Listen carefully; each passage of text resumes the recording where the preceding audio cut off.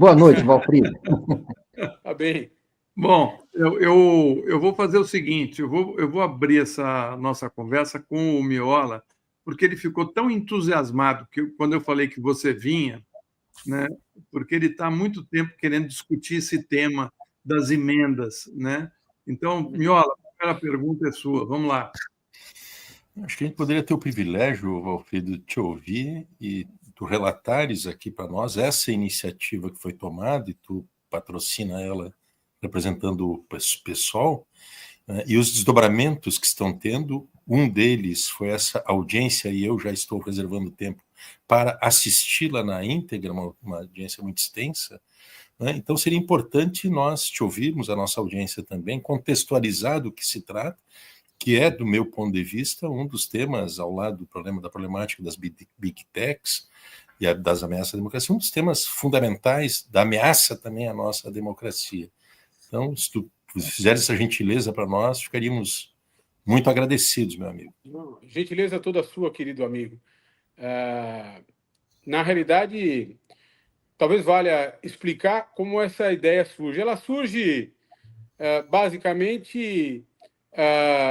bom, eu, como qualquer advogado, leio a Constituição sempre. Estou sempre lendo a Constituição. E, ao ler a Constituição, eu me deparei com o artigo 2º da Constituição, que diz simplesmente o seguinte: os poderes da União são independentes, mas harmônicos entre si. E, ao ler, para mim ficou absolutamente claro que as emendas à Constituição que foram aprovadas de 2015 até 2024, cuja finalidade foi atribuir ao Parlamento um poder discricionário sobre o orçamento, ou seja, criar uma série de emendas à lei orçamentária, basicamente num movimento de apropriação do orçamento pelo Parlamento, ao fim e ao cabo, revogavam o sistema de governo presidencialista, porque tiravam do presidente, que é,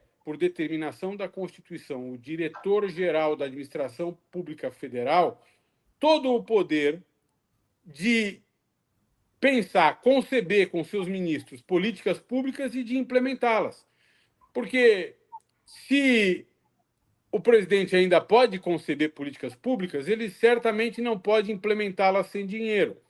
E à medida que o parlamento se apropria para fins outros do orçamento, ou seja, para fins que não são os fins da implementação das políticas públicas produzidas pelo executivo eleito pelo povo, revoga-se, então, evidentemente, o sistema de governo presidencialista no Brasil, que é um sistema que vige há 104 anos e que foi convalidado, que foi reafirmado no plebiscito de 1993, por oposição ao parlamentarismo e à monarquia. Então, ao me deparar com esse artigo, eu comecei a escrever uma petição inicial de uma ação direta de inconstitucionalidade que pretendia a declaração de inconstitucionalidade dessas emendas de 2015, emendas à Constituição de 2015, 2019, 2024, 22 e 24.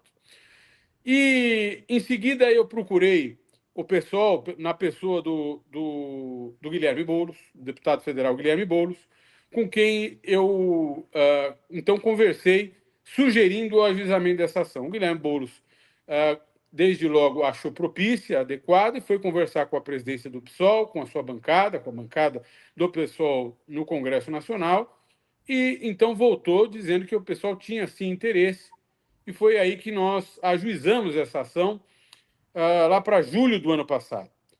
Em agosto, no começo de agosto do ano passado, essa ação foi distribuída para o seu atual relator, que é o ministro, Sua Excelência, o ministro Flávio Dino, que proferiu uma liminar impedindo todos os pagamentos até então autorizados pelo Parlamento, pagamentos determinados pelo Parlamento, pagamentos de emendas orçamentárias, que montavam já, naquele momento, quase 20 bilhões de reais, que precisariam ser liberados no corrente ano, no ano de 2024, no exercício de 24, sob pena de impedi-los definitivamente se o parlamento não trouxesse numa concertação, num acordo com o Executivo, um modelo de rastreabilidade desses pagamentos que determinasse para que serviam, para que se destinavam, quem os havia determinado, ou seja, quais eram os autores, qual a legitimidade e aí por diante.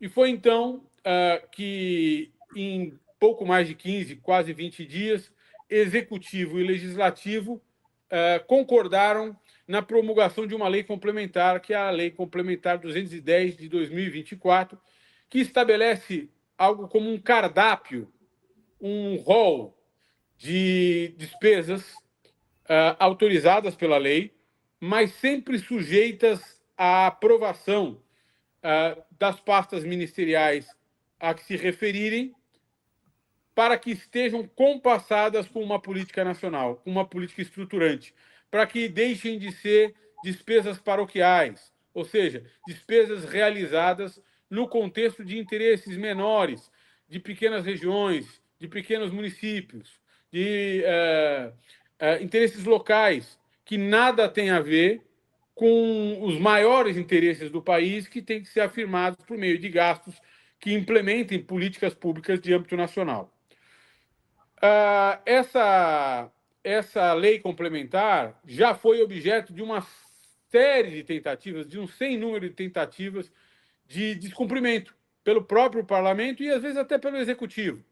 Razão pela qual a própria revista Piauí e nós mesmos denunciamos ao Supremo o seu descumprimento no final do ano passado, com emendas, chamadas emendas de comissão, que haviam sido realizadas fora das comissões, já no apagar das luzes da última legislatura.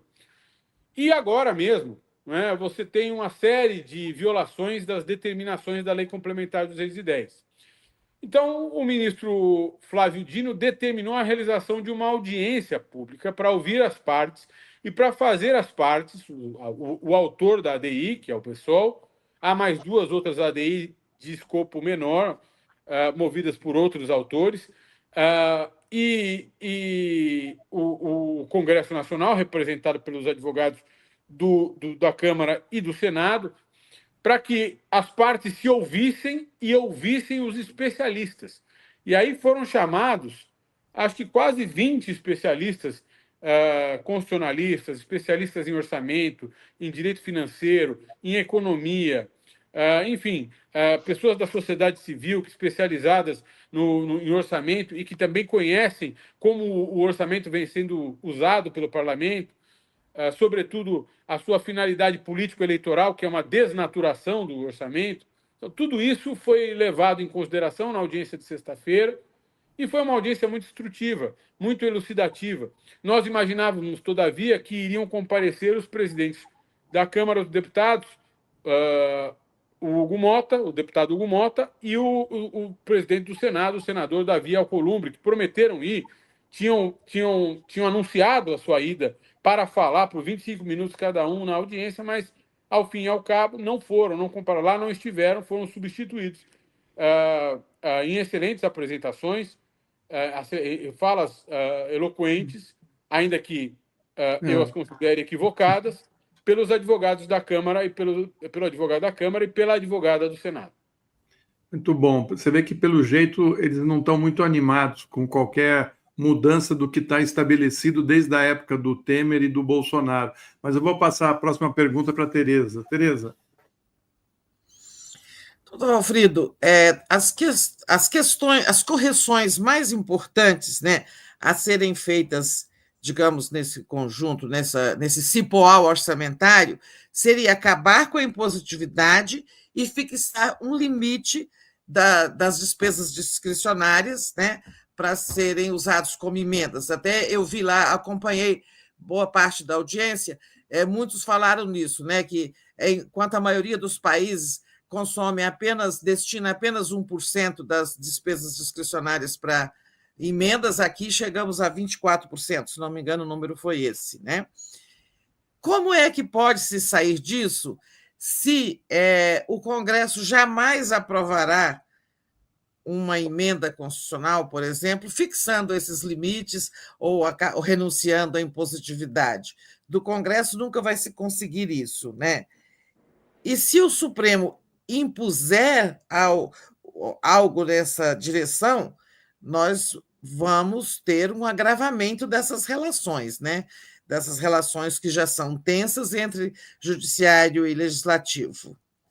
Como é a saída? Essa sua pergunta ela é perfeita, Teresa, e eu acho que ela pressupõe uma primeira explicação. Primeiro, nós temos de entender o que é a Constituição. O nosso ouvinte, os nossos espectadores, devem entender o que é a Constituição. A Constituição é um documento jurídico-político cuja finalidade é de impedir que uma decisão política mande arrancar seus rins ou te condene a pena capital. Ou então determine que alguém seja enforcado em praça pública, ou então que impeça qualquer outro tipo de arbitrariedade.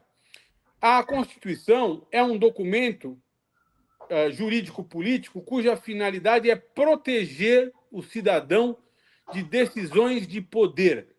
Basicamente é isso.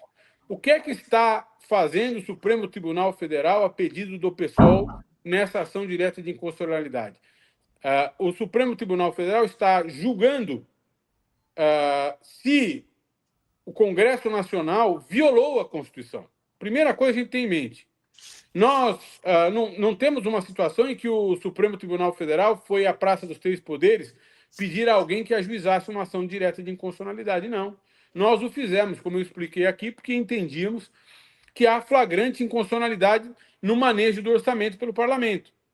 E nas emendas que foram passadas, emendas à Constituição, ou seja, a Constituição foi emendada para criar-se normas e inserir-se normas nela própria que são inconstitucionais, porque violam cláusulas pétreas, ou seja, violam disposições outras originalmente inseridas na Constituição que não podem ser afastadas. Então, essa é a primeira premissa. Nós estamos diante de grave inconstitucionalidade. Uma revogação do sistema presidencialista de governo, uma balbúrdia institucional, a apropriação do orçamento como instrumento de campanha eleitoral, tudo isso é grave inconstitucionalidade. E o lugar de afastar... Só para ficar claro, doutor Valfrido, o que o senhor está falando que é uma grave inconstitucionalidade é a impositividade, porque viola a separação dos poderes. Né? Exatamente. A outra coisa é o montante. Outra coisa é o montante do dinheiro. Né? É a impositividade e a progressividade da apropriação.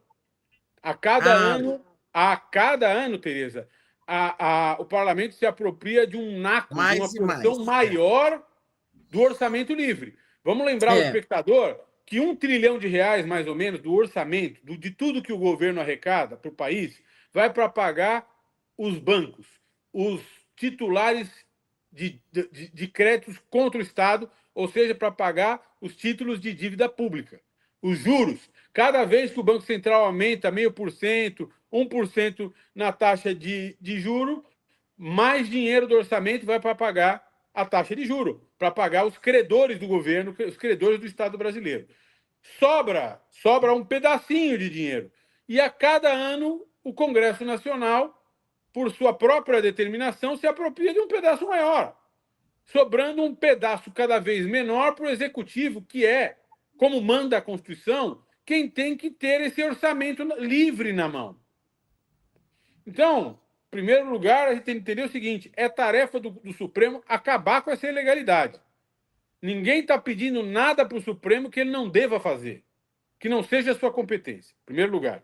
Segundo lugar, nós, da sociedade civil, temos que fazer pressão sobre os parlamentares para que eles compreendam que nós compreendemos que eles estão se apropriando do orçamento do Brasil, do dinheiro público, para fazer campanhas eleitorais, ou seja, na medida em que um parlamentar tem quase como se fosse um cheque, que é um pedaço do orçamento, partilhado entre eles, fracionado entre eles, para ele entregar para um prefeito, para entregar para um deputado estadual, para entregar para um vereador, para que ele possa produzir uma política paroquial, comprar dentadura, ambulância, tomógrafo, para fazer, às vezes, pavimentar uma estrada que vai para casa ou para a fazenda de um parlamentar.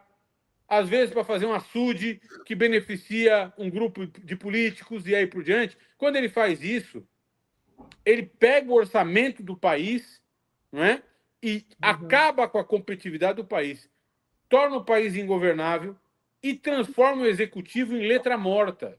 O executivo, o poder executivo, o presidente da República se transforma num elemento figurativo da República. E isso não foi o que o Constituinte, e não é o que está na Constituição, não foi o que foi planejado, não é o que está na Constituição, e não é o que o povo brasileiro espera do presidente da República. E aqui eu não me refiro ao presidente Lula, eu não me refiro ao presidente Bolsonaro, eu me refiro a quem quer que venha a ser presidente da República, que ficará refém do Congresso Nacional o tempo todo. E se elege com propostas de políticas públicas que jamais serão aplicadas e não terão continuidade. Mas eu vou passar para o Mário. Mário, sua pergunta aí. Olá? Doutor Valfrido, me diga uma coisa, por favor. Claro. A sua ação, a ação que o PSOL encaminhou, ela é uma ação que trata do artigo 2º da Constituição, certo? Ela não se refere a isso? Ela tem inúmeros fundamentos. Um deles é a violação de uma cláusula pétrea, que é o artigo 2º. Há outros artigos violados. Vários outros.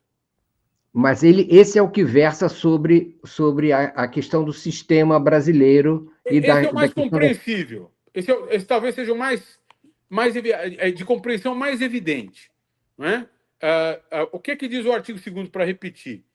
Os poderes da União, que são o Legislativo, o Executivo e o Judiciário, são independentes, mas são harmônicos. Eles são poderes que emanam da mesma fonte, que é o povo, que é o soberano numa democracia. Deles não podem se apropriar corporações, grupos de pessoas ou pessoas, sob pena de que exerçam não um poder da União, mas uma corruptela dele. E que se trate, então, de uma usurpação e não do poder do soberano, que é o povo. Então, isso é muito importante que as pessoas entendam. Muito importante. Ao mesmo tempo, eu imagino que a ação encare o executivo como o membro da União, né, o poder da União responsável pela execução do orçamento. É isso? Titular da execução do orçamento. Para explicar para os seus espectadores, para os nossos espectadores, o presidente da República é o diretor-geral da Administração Pública Federal. Então, a ele cabe, basicamente, conceber políticas públicas, apresentar um projeto de execução orçamentária, submeter esse projeto ao Congresso, que faz um trabalho de controle. Que trabalho modelar é esse? Ou seja, se o mundo fosse perfeito, o que é que o Congresso faz em relação ao orçamento? Ele verifica se o projeto de execução orçamentária que o governo propõe, se a lei orçamentária que o governo propõe é uma lei que está compassada com as políticas públicas propostas pelo governo, no melhor interesse do país. E aí só fará emendas à lei orçamentária se essas propostas do governo não estiverem compassadas com as melhores políticas públicas de interesse do país. Em nenhuma hipótese, a Constituição permite que as emendas à lei orçamentária, quando a gente fala emendas do orçamento, é disso que nós estamos falando, emendas do Legislativo à proposta de lei orçamentária do Executivo, em nenhuma hipótese essas emendas à lei orçamentária devem ter como finalidade eleger deputados, senadores, prefeitos, deputados estaduais. Em nenhuma hipótese. Em nenhuma hipótese devem ser instrumentos de formação de currais eleitorais. Em nenhuma hipótese podem ser objeto de fragmentação, quase como se cada deputado e cada senador tivesse um ticket, um voucher, que representasse um pedaço do orçamento, que pudesse gastar como bem entende. Alfredo, eu queria trazer uma outra questão, né? O que a Claro. gente tem visto agora no Brasil é o Congresso chantageando o Executivo. Não liberou a emenda, eu travo a pauta. Eu não aprovo os projetos do governo. Ou seja, o pouco que sobra de recursos para você governar, você não vai governar. Né? Agora nós tivemos o caso do IOF, né? Que também é um direito do Executivo, né? Aumentar os impostos. Né? O PSOL entrou também com uma ação questionando a decisão do Congresso de derrubar os decretos presidenciais acerca do imposto sobre operações financeiras. Nesse caso, você acha que o governo deve abrir mão do seu direito? A gente deve fechar os olhos para todas as ações inconstitucionais do Congresso Nacional? Eu acho que é importante, Florestan, a gente explicar. Bom, primeiro, eu não sou advogado do PSOL nessa nova ação, tá? Mas eu posso tranquilamente explicar o que a Alice pretende. O que a Alice pretende é ver declarada a inconstitucionalidade de uma lei cuja finalidade é derrubar a vigência de um decreto presidencial ou de uma medida provisória posta pelo presidente da República. Basicamente, porque esse é um instrumento legislativo de poder legislativo delegado que a Constituição atribui ao presidente da República. Né? Então, o que está se discutindo ali? Pode ou não pode o legislativo afastar a vigência de um ato legislativo delegado do presidente da República, que a Constituição delega ao presidente da República, que a Constituição delega ao Executivo, e render, então, a Constituição letra morta nesse particular. Né? Tem uma exceção na Constituição à tarefa legislativa que é atribuída ao presidente, que é atribuída ao chefe do Executivo. E é principalmente o que o presidente fez no caso do IOF. O Legislativo pode afastar essa prerrogativa do Executivo? Eu entendo que não. E há uma grita de muita gente dizendo o seguinte: isso é um problema político, ele tem de ser resolvido no âmbito da política, não é possível levar isso ao STF. Bom, assim, de inconstitucionalidade em inconstitucionalidade, nós vamos deixar passar sob esse frouxo argumento de que questões aparentemente políticas não devem ser levadas à Suprema Corte do país. E isso não tem pé nem cabeça. Esse é um argumento que não tem pé nem cabeça. Quaisquer ataques à Constituição poderão ser objeto de controle de constitucionalidade na Suprema Corte. É simples assim. E a Suprema Corte não fará com frivolidade, não fará desbordando das suas competências, dos seus poderes e das suas atribuições. O fará com responsabilidade, como sempre fez. Irá, por vezes, entender que há inconstitucionalidade, outras vezes que não há inconstitucionalidade.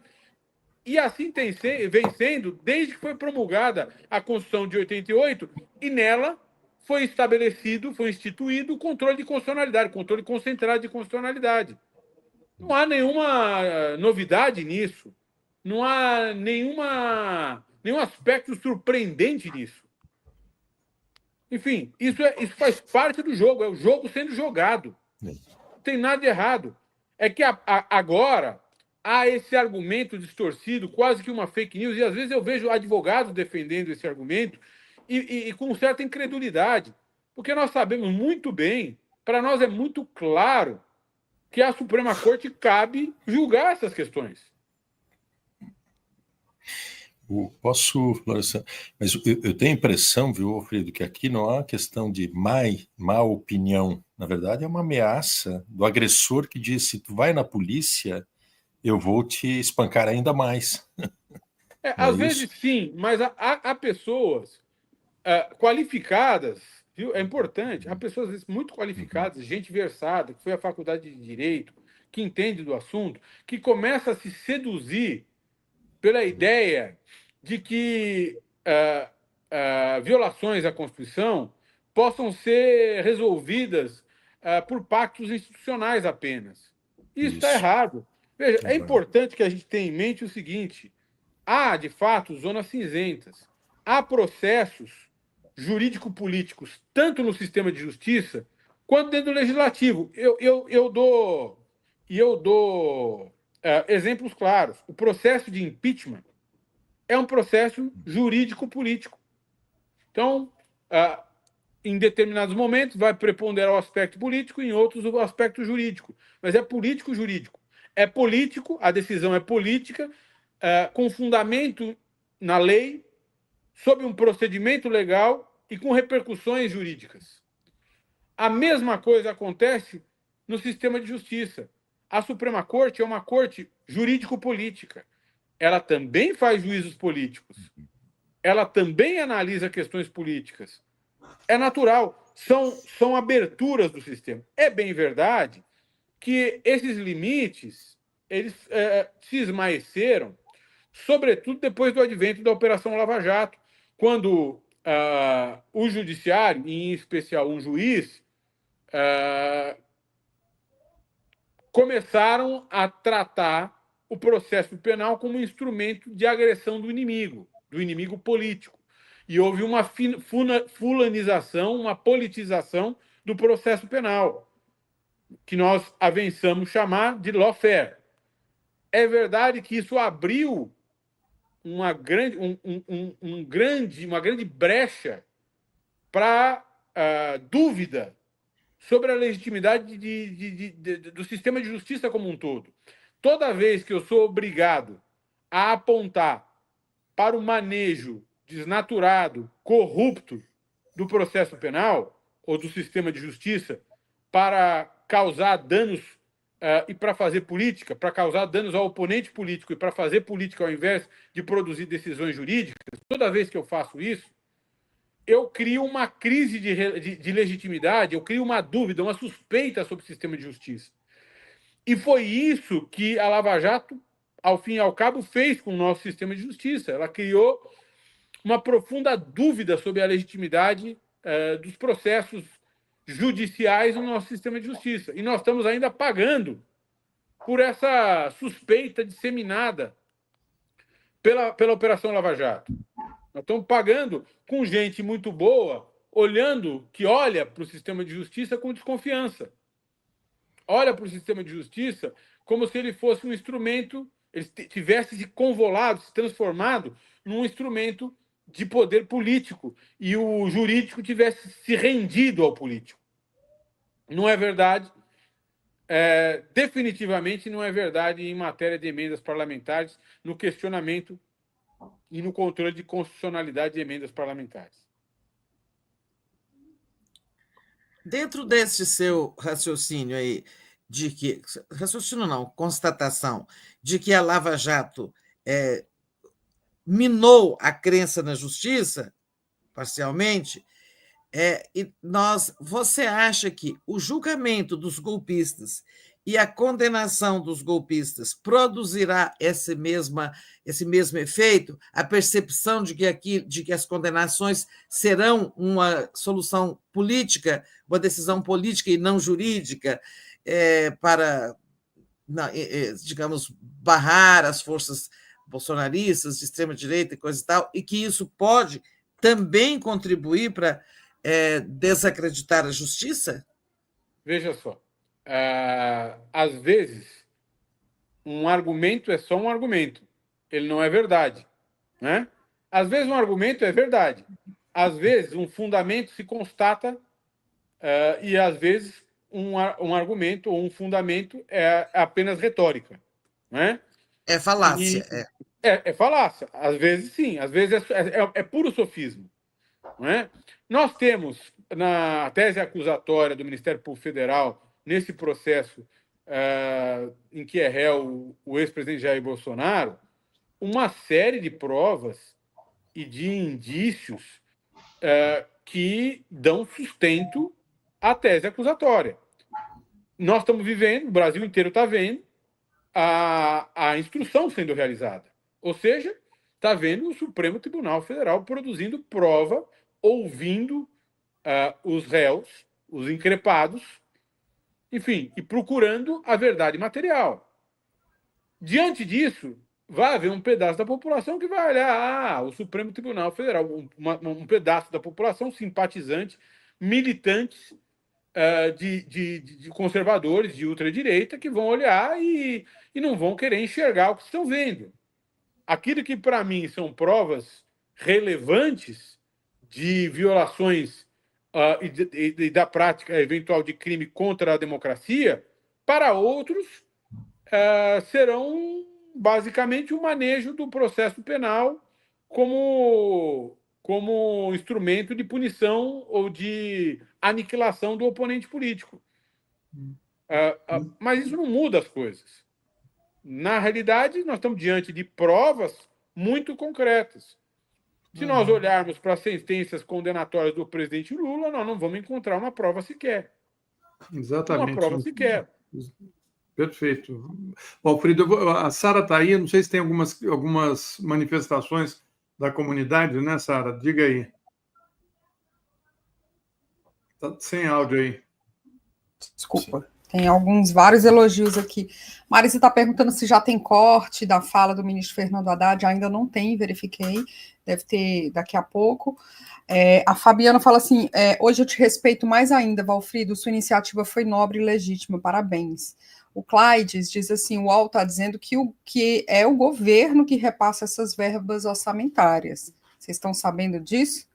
A Rinalda Tenório fala, no Brasil, o ano 2025, temos um Congresso Nacional que executa orçamento, a atribuição do Executivo, o Judiciário legisla, a atribuição do Legislativo, e o Presidente da República fica sem poder. A Silvia fala o seguinte, Valfrido, para o Supremo, mata a cobra e mostra o pau, ou seja, significa provar algo que foi feito, demonstrar a realização de uma ação ou comprovar o resultado. Alice Guimarães fala assim, qual é o papel que tiveram os militares, aí ela cita aqui General Ramos, no desgoverno Bolsonaro, no sentido desse incremento das emendas secretas no Congresso. E a Nadira está falando aqui que a gente tem que fazer esse chamamento, o povo nas ruas, no domingo. O José Gilmar Florestan fala assim, Florestan, esse cara é muito bom. É isso. Muito bom, Valfrido. Queria agradecer, não sei se você quer responder a questão do... Eu acho que duas coisas são importantes aí, Florestan, só para esclarecer. Primeiro, em matéria de emenda impositiva, o Congresso faz a emenda à lei orçamentária, ou seja, quando ele faz a emenda à lei orçamentária e aprova a emenda, vira lei. E aí o Executivo precisa cumprir. Não tem jeito, entendeu? Ele precisa cumprir. A não ser que essa emenda esteja em afronta a uma lei ou à própria Constituição. Então, esse é o ponto. Então, para as pessoas entenderem. Então, de fato, quem faz o pagamento é o Executivo. Quem faz o PIX é o Executivo. Mas em cumprimento da lei orçamentária, que foi promulgada pelo Congresso. Então, é importante que as pessoas entendam isso. Fique claro isso, né? Muito bom. Valfrido, mais uma vez, meu carinho, meu respeito, minha admiração por você e fico na espera de encontrá-lo presencialmente em breve. Para dar aquele abraço gostoso que eu mereço. Eu recebi um abraço gostoso seu, você é um querido irmão. Valeu. Um abraço. Obrigado, um abraço a todos.